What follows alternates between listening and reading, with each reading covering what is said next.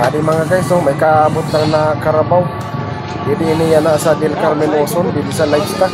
Kilala sa tawag na Mactan, pero ang matuod dili ini ang Mactan, kaya ang Mactan sa San Kawayan. Ini naman Del Carmen, sakop naman ni San Oson, atubang sa Del Carmen National High School.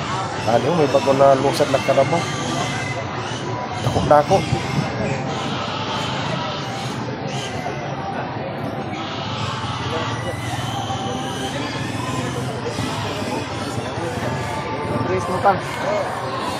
Tas adi naglakat-lakat gani ako didi kay maaga pa man ini na pagkadi ko kaso dugay ko ini na-upload na video kay laki.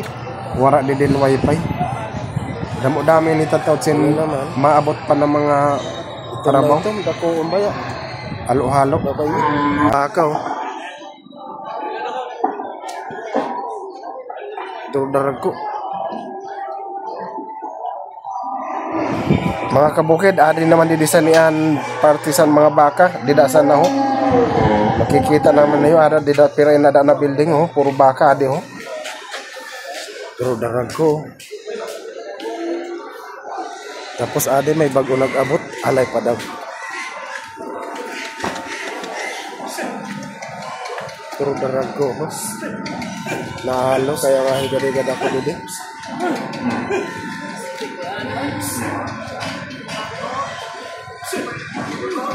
Kamo pa mag-abante lalaki.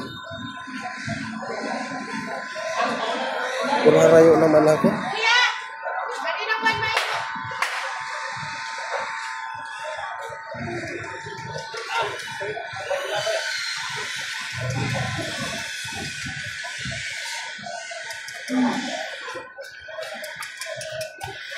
Pero darag ko, mga mayang lawas.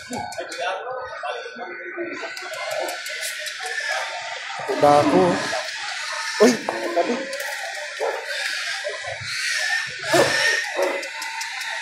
Sa gusto da magbakal sihin baka na panghandaan, mga pangponsyahan, mga darago na ponsyahan.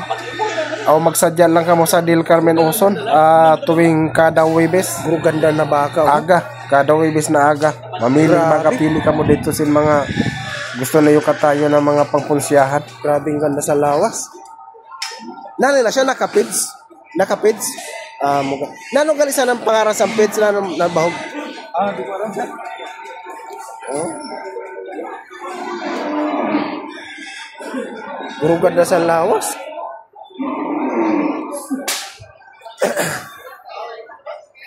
Burugad na lawas. Itong pagpatining ito siya.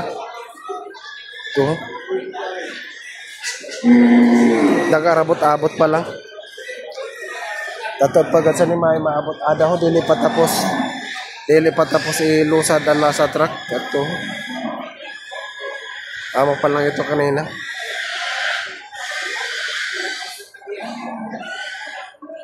ilulusad pa ina amo pa ito korobot sa ito na kanina na ginano nadaw-darag ko ito nagrereklamo ang mga baboy lumabati na yung boses ng baboy. Amo gali na din kiluhan no pag nakiluan karabaw baka hayop tanan kabayo unsala may anak oh kaloy man balagyan iloy pati ang anak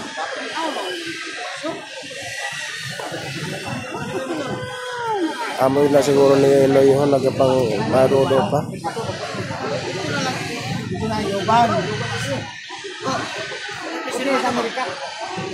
loy man so balagyan na sila